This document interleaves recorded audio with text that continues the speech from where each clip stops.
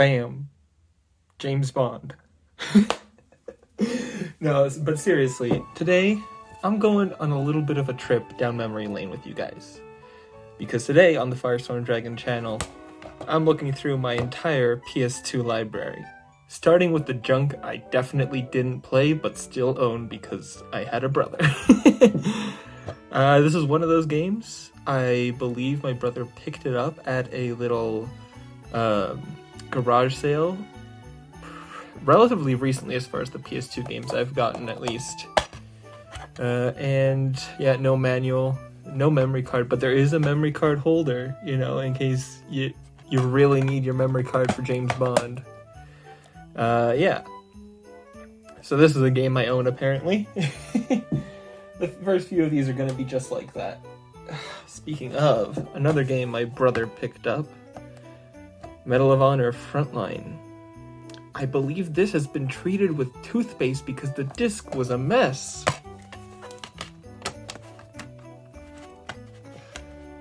Yeah, look at that disc. Oh my gosh, you can clearly see it when it reflects the light. It's in bad shape, and I think it runs by some miracle. I think all the toothpaste actually helped somehow. I've never played it, but I know that story about it at least, so there's something to do with this one. A little bit more interesting than the James Bond game in that way.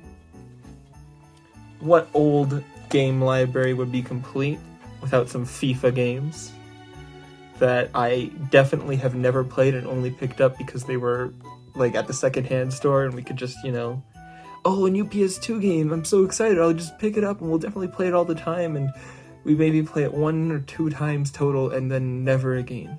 Oh, but that's interesting. Supposedly this had online dial-up and broadband. I never played any PS2 game online. I can't imagine the servers are still up. Another one, NHL 08. This one might have gotten a little bit more mileage from me. I vaguely remember playing this at some point. Just like multiplayer, of course, with friends and family. People might get mad at me, but here's another one I own but have never played. Maybe I should sometime. This was another one picked up way later. But yeah, I obviously haven't played it. I've heard plenty of great things about GTA. It's never been my series. But I have a copy for the original PS2, so that's kind of interesting. That's something. They can't take this one away from me, you know, in case they like screw up another remaster or something. And let's move on to some of the games I've actually played now. Hot Shots Tennis. Like pretty much the best Mario Tennis ripoff you can get. This one's pretty cool. It just plays like Mario Tennis, but it's got like the Hot Shots characters, who I kind of weirdly love. There was like one guy in there that I just loved because he was just such a loser, and he was like one of the first characters you unlock. I'm pretty sure he's in this one too. And yeah, this is just a reasonably fun Mario Golf knockoff. Very good. Considerably better than, I don't know, SNES Tennis. Speaking of Hot Shots Golf, there's the loser guy. I love playing as him because he sucks. I don't even know anything about the lore. It's been so long since I played these games. His characters are pretty ugly, but this guy's funny because he's a loser. But yeah, this is one I got some mileage out of. I'm not a big golf player, but I played this a number of times and it's pretty good. Ooh, I was big into this one. This one's a great one, alright? It's Monopoly, it's classic. This is the kind of game you want to play, isn't it, right? You just hop it in with some friends, get to playing. The best part was always for me that this included a different mode, right? So there's regular Monopoly, and then there was this, maybe it's on the back, this mini game mode that was like in super fast mode. Yeah, that's the one. So the idea here is you just roll dice to get a bunch of properties. So it was a lot more luck based in that sense, and then you play mini games to kind of like get the dice you wanted. So there was a little bit of skill involved with all the mini games. The mini games I remember being a lot of fun. They're pretty much just like Mario Party knockoff mini games, but you know, there's a lot of charm in this game, especially with all the like alternate boards. Like there's one here, and I remember all of them looking very cool and all the different pieces you could play as. Solid version of Monopoly. Highly recommend if you like Monopoly. To the 2 viewers who like Monopoly, I hope you are appreciating this recommendation. Oh, this one's interesting. An Olympics video game. Torino 2006. I got this with my PS2. It's one of the first 5 games, I think I had 5, it might have been 4, that came with my PS2. And as a result, I actually played it quite a bit. That's kind of it. It's not very good. I don't remember being especially attached to it. I remember being kind of a god at the bobsleigh. I remember biathlon being really fun because I could shoot things, which boggled my child's mind. I was like a sniper in this game. But yeah, I remember it being reasonably fun, but not like good or great. I wouldn't recommend it necessarily unless you really want some old PS2 mini games for sports events in the Winter Olympics. Aha! We'll just bundle these together. I've never fully played through all of these, but I've played a decent amount of the first Guitar Hero. But not with a Guitar Hero controller. I'm the freak who played with a PS2 controller because I got these secondhand, and I realized you could play them without a Guitar Hero controller, so you know what? That's how I played these. It's kind of funny. Honestly, not a bad way to play. Not as bad as you'd expect. It's just a regular rhythm game at that point. I definitely should come back to this at some point. They're kind of fun games. I like rhythm games well enough, and these were reasonably interesting. It's also interesting there's like a dual pack. I don't know the exact story there, but yeah, there's both discs here. I guess it's one of the few PS2 games I owned that had multiple discs, even though in this case, 2 different games. Oh yeah, this one's a classic. Spider-Man for PS2, the first one. I liked it because it was kind of cool, and like the snarky tutorial guy was pretty fun. I don't think I ever got very far in it because I kind of suck at beat 'em ups, or I did as a kid especially. And I was kind of scared by all the guns in this game. How did this get an E rating? Like, every single enemy in this game is like violent criminals that are trying to shoot you. At least I'm pretty sure there were guns. There are definitely a lot of spooky elements of this game, and I'm surprised it just got a flat E with violence. Like, there's no blood. I just expect like an E10. Maybe this was before E10 existed as an age rating. Maybe that's why it's so lightly rated. Good game. I actually kind of want to play. I hear there's like a whole Green Goblin post game that I never got to try. So that's something I'd definitely like to look into.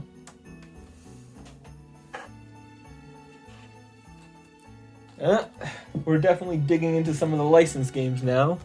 The classic Ghostbusters video game for PS2. This is the same as the Wii version as far as I understand, and I got reasonably far in this eventually.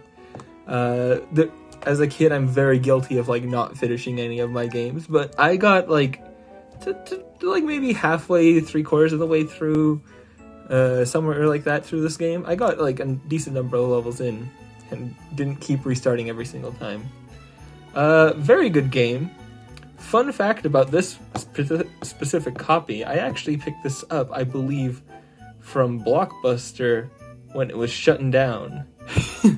They were putting all their old games on sale, and so I got this, as you can see, for like $7.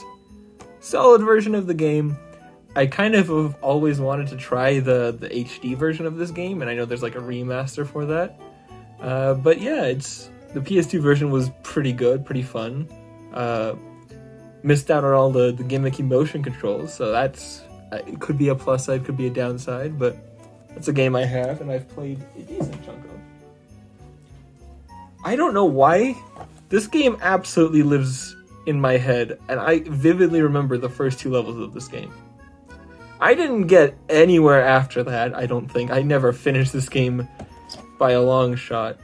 But it is kind of cool that this is sort of like the Bolt movie was all about this washed star gets like abandoned. Like this dog was like a stunt dog, and he gets like abandoned, and he has to deal with reality. It's kind of like Buzz from Toy Story kind of thing.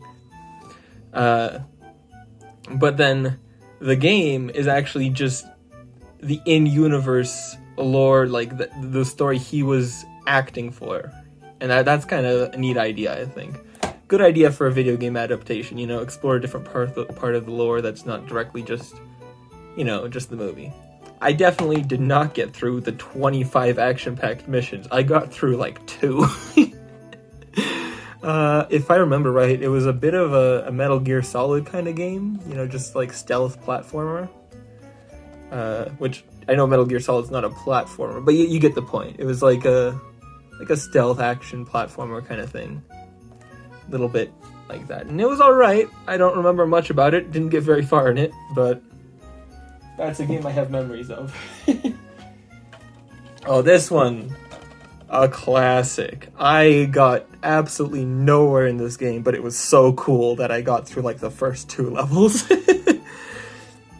That's right, levels. I didn't even really get to explore Hogwarts. I get to Hogwarts. The first mission at Hogwarts is a nighttime level. I'm terrified of all the stealth segments in this game. Like, as a kid, I was just petrified of all the stealth segments. And I was a little bit better about this than my brother. My brother literally had to hand me the controller to get through some of the parts of this game. But I ended up being the one who got further, and I managed to get to the castle, at which point all the prefects crawling around the place at night was just like too much for me to handle, and I barely made any progress from there. Very cool game, and I'd want to give it another try at some point. This is one of those games that's actually on my I'd like to play this someday list, because it's a fun game. I enjoyed the exploration, I enjoyed the world, I enjoyed the fact that it's open world. That's all really cool stuff, and like it really just lets you explore the books. And that's really cool. That's what a game should do if it's like based on a series. Just let you really explore it. And now we come to another pair. I'll pair these up. They're slightly different. Oh no, wait, these are different. Where? I guess Gloves of Doom isn't here. Oh, there it is. I'll pair these up. SpongeBob SquarePants Globs of Doom. That's a Nicktoons game, and then Nicktoons Battle for Volcano Island. This game's really short, and I was very disappointed when I finally played it. This game's pretty good, honestly, for like a licensed children's action beat-em-up thing. A lot of fun with all the like characters you could play as in this one. And then like I think some of the characters in this one were cooler, but you couldn't play as many of them. There's like one level in the whole game with Timmy Turner. There's like a singular level where you get to use him. It's such a short game. I can't believe it. It's like after playing this one as a kid, I was so let down by how short this one was. Like it's a good enough game. It's just not very much to it. And honestly, I felt like I got a demo. But I don't think I did. I did finish the game, so yeah, I don't know. But yeah, those are a pair of games. I don't know what's up with the spine on this one, but it's interesting. On the Nickelodeon trend, the game's so convinced you'll just buy it off of looks alone. It doesn't even have a title. They don't even say it's the SpongeBob movie game. They're just confident you know what this is. You'll get this game. No title needed. It is, of course, the SpongeBob movie game. I had a lot of fun with this. I like all the different missions and all that, and it's an interesting way to handle a platformer. Pretty accurate to the movie as well. It's just a lot of fun in general. Good collectathon. I remember really liking all the slide levels, even though they kind of overstayed their welcome with just how many times you had to repeat them. They're still very fun, though. And I like some of the different routes they make you take.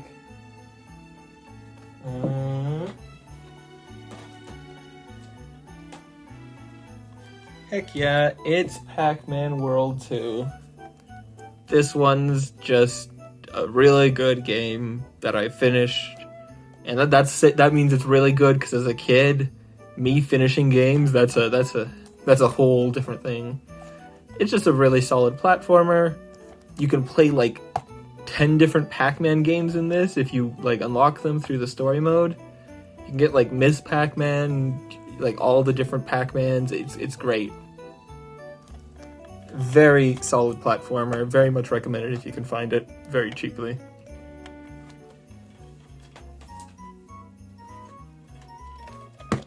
This was Spyro to me.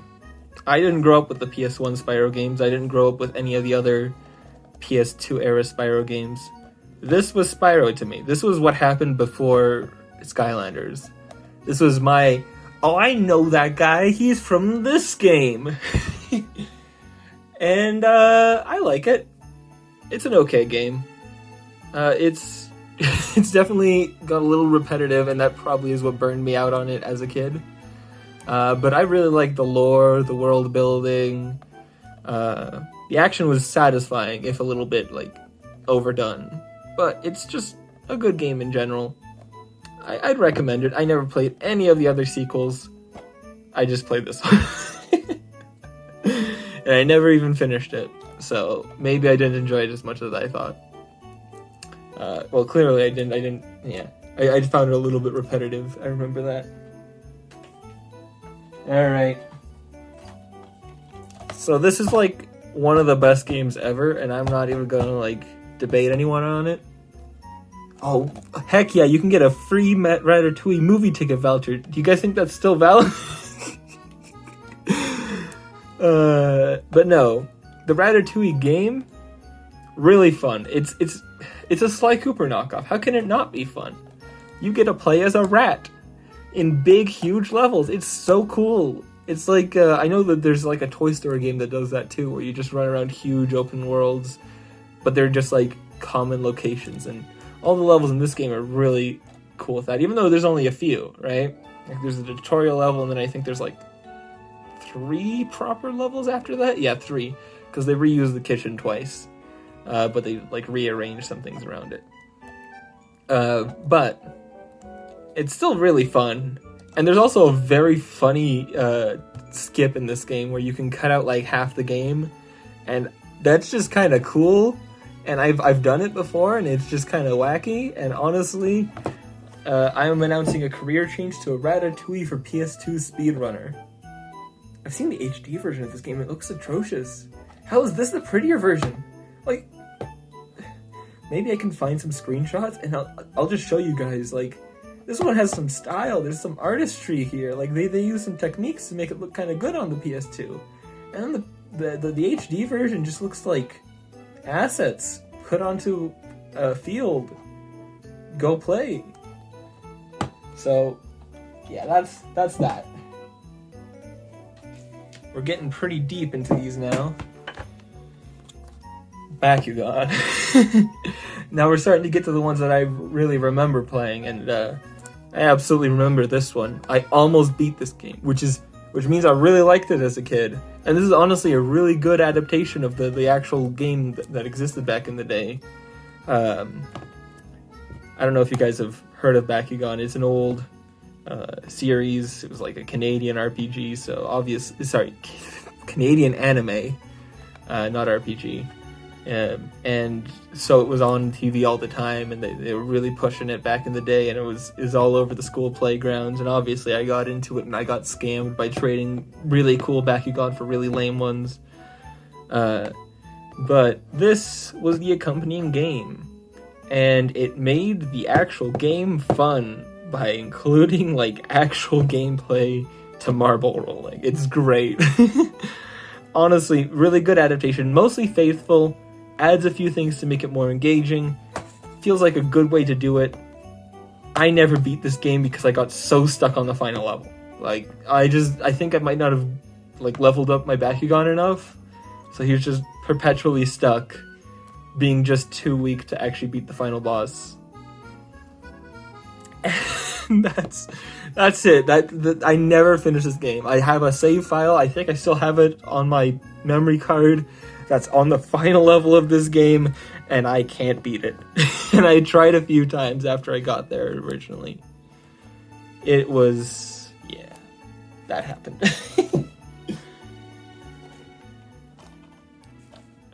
I have like 2 words to say about this game. It was kind of fun.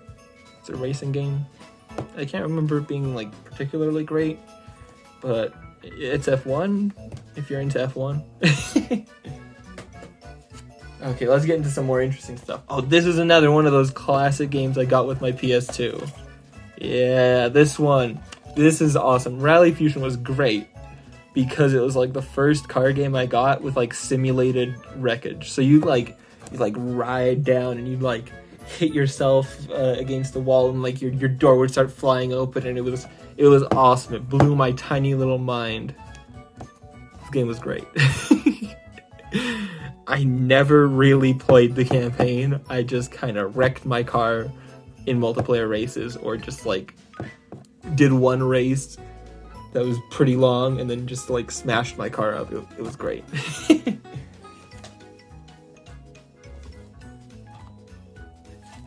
Why did they just like make an open world Cars game that was actually pretty good?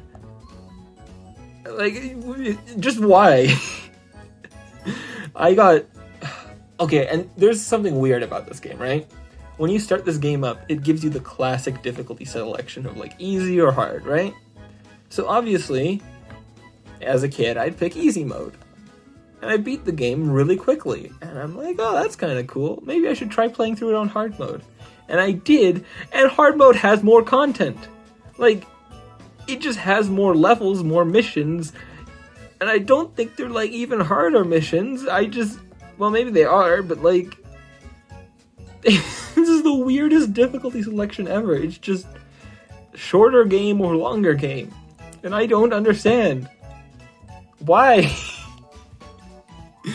But the game itself, really good. I really enjoy, like, I was a big fan of the movies as a kid. And I enjoyed riding around, exploring Radiator Springs and all the locations. And it felt fairly accurate to the movie. And like, the best part of the movie was always the atmosphere, right? Like this dead, middle of nowhere town that's got this like nostalgic vibe to it. And that's what this game lets you explore, and that's kind of great. So, solid license game. I think this game has pit stops, and that's why I liked it. Yeah, I was a weird kid. I'd still like a game with pit stops. They're kind of fun. I don't know, I like endurance and like realism and all sorts of survival type mechanics in my games, so I think this one was pretty good for that. I can't remember it entirely, but I'm pretty sure it had that. Not much to say though. It's an EA Sports game.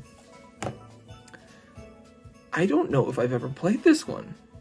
Maybe? I actually might have. This is the one. Yeah, I think I have. I think I played this one time. I got this pretty late. And I think what I did is when I got this game, I played it once and it had the best time of my life. But I got into like a 30-minute car chase where the police would not let out. And I just kept going and going and going, and I couldn't do any of the missions because I was being chased by the police and I just couldn't get away. Had a blast. Never played it again. So this is a game you'll see a lot. I always see one of the ATV Off-Road Fury games at like secondhand shops if they've got a PS2, and I remember seeing ATV Fury Off-Road 2, 3, blah blah blah. I only have the first one, and I think this might, well, I guess a lot of my first games were kind of open world games, but this one really felt like it.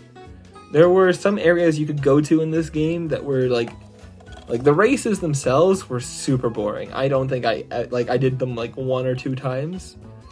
But there's like these awesome like maps they had that you could play multiplayer split screen where you could just ride around these big open fields There was this desert map I remember specifically where there was a hidden location on the map with like a little desert temple and like tunnels you could ride through, and it was awesome.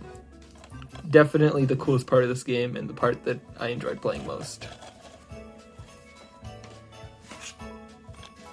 Another one of those first games. That ATV Outrun game was also one of my first games, but this one stole my heart. I'm a huge sucker for Outrun 2. Man, if Sega could bring this series back, I'd be all over it.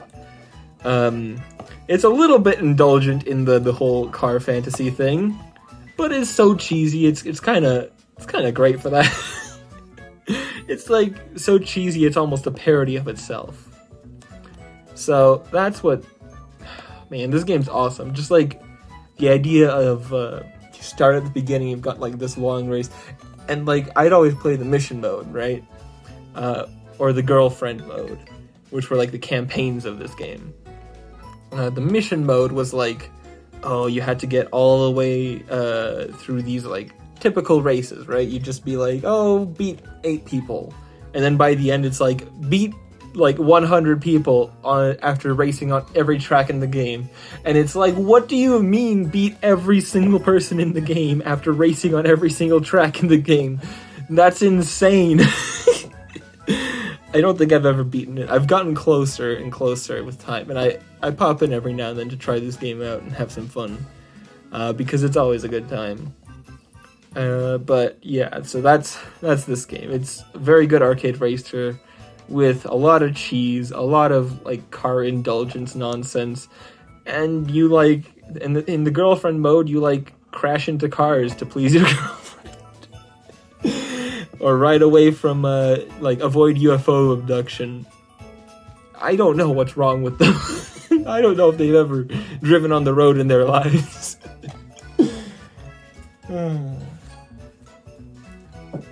But that leads us, at long last, to this final stack of games. I couldn't make it out of the tutorial. Next. Oh! I actually got this with my current PS2. Now, I said I got 5 games with my PS2, and we've gone over most of those so far. This was not one of those, but you see, my original PS2 bricked and died sometime around 2012? No, that's too late. It would have been around 2010, 2011. And so we had to get another one. And there was a bundle that they were doing at the store that included a Lego Batman game and one of the DC movies and a PS2. So that's the version we ended up buying, and this is my copy of Lego Batman from back then. This came with a PS2. Interesting little bundle.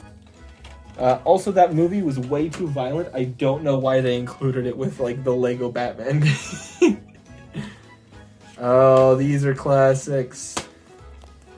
The entire original Sly trilogy. I fell in love with Sly 2 as a kid playing it at someone else's place on a PS2. I then found it in stores, the original Sly Cooper, and I really wanted to play it, and it was great.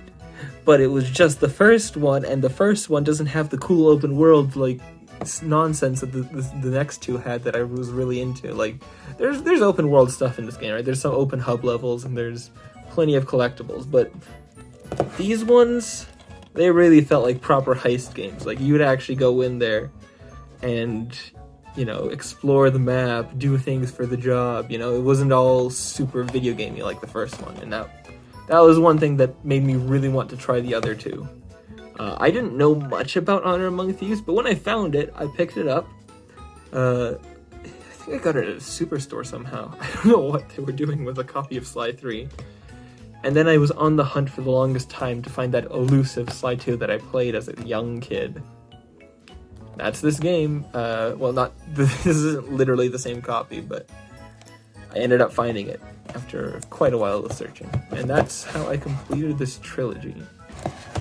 And one really cool thing I noticed, you'll notice the manual for these games is the Thievius Raccoonus, right? Like the whole, you know, the titular book from the series, right? And it's like a thieving manual. So it makes a lot of sense for this to be in the instruction manual.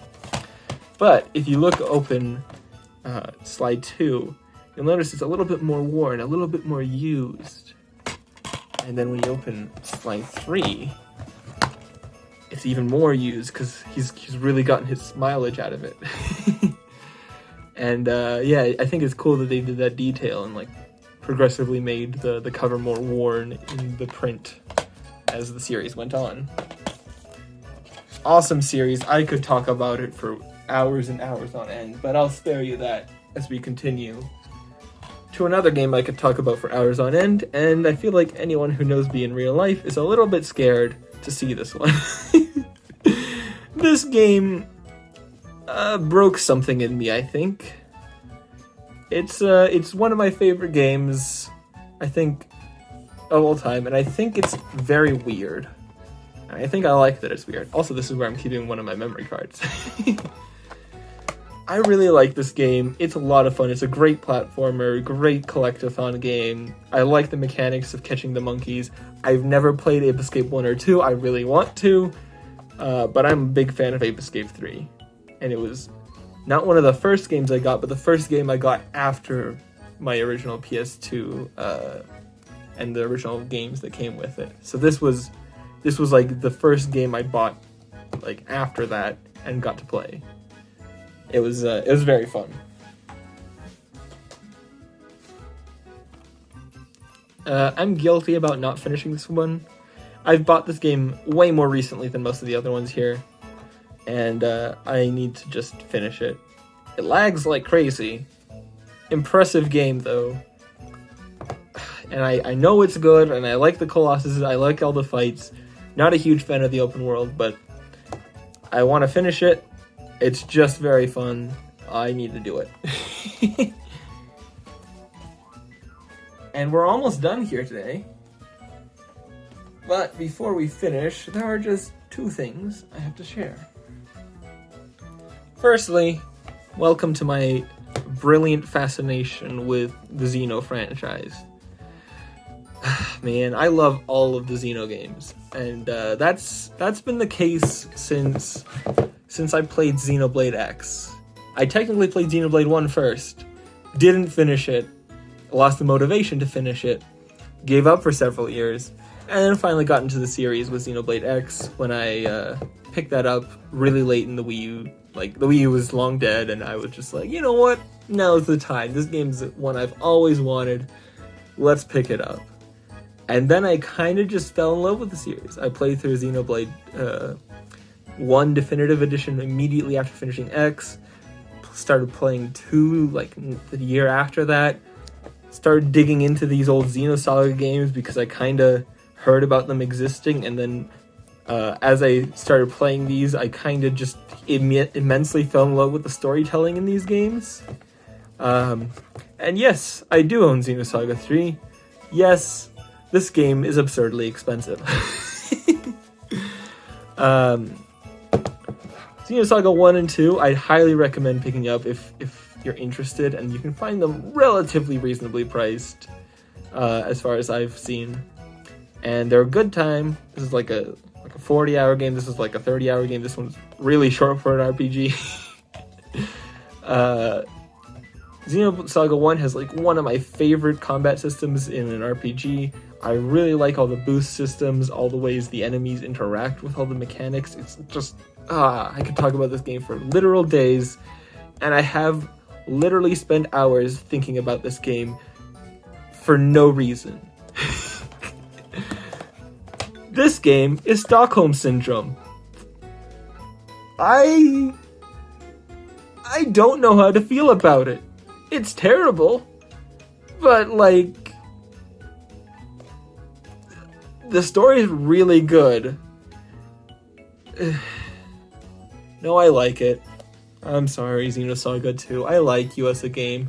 You have a really badly designed combat system, but I'm very passionate about the other things, and I'm very passionate about why I dislike your combat system, but I also kind of like the ideas you try.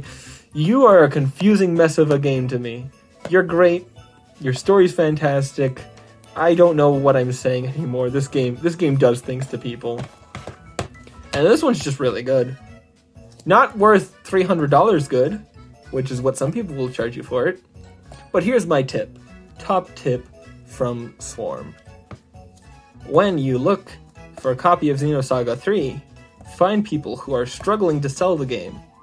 Then negotiate with them for literal months of time before they eventually crack and let you get it for like half the price anyone else will sell it to you for. And that's how you get yourself a copy of Xenosaga 3 without completely shattering your wallet. You're welcome for the PSA. I don't know how effective that will be for anyone else, but that's how I got my copy. On the other hand, this game is dirt cheap. I think I literally got this new like 3 years ago for like $30 Canadian dollars. You can just find these. They just exist. Nobody wants the PS2 versions of Persona 3. Or really Persona 4. I think I saw 4 for like $40. These are very new, like sealed in box kind of deal. These are very reasonably priced games.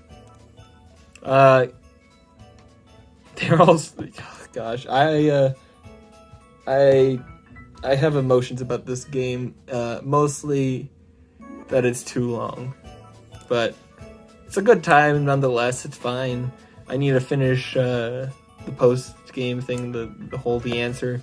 See if the hatred for it is justified, or see if it's actually a hidden gem that, because I really don't trust Persona fans. I feel like they kind of know what a good game is, but not enough to know my tastes personally, or like what most sane people would call a good game.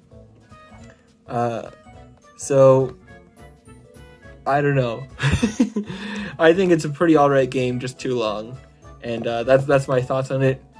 But since it was so cheap, I'm not upset I got it at all.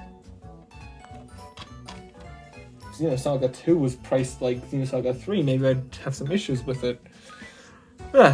Anyways, that's an entire stroll through my library. This was quite a long video, I think you'll find. And just to have something interesting on the screen, let's just put this up here.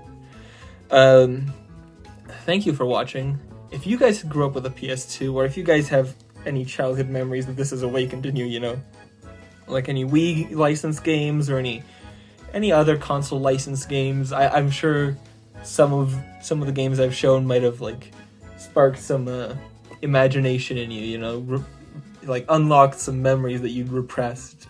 And I'd love to hear about all those stories down below in the comments. So please feel free to share with me. Let me know what you think.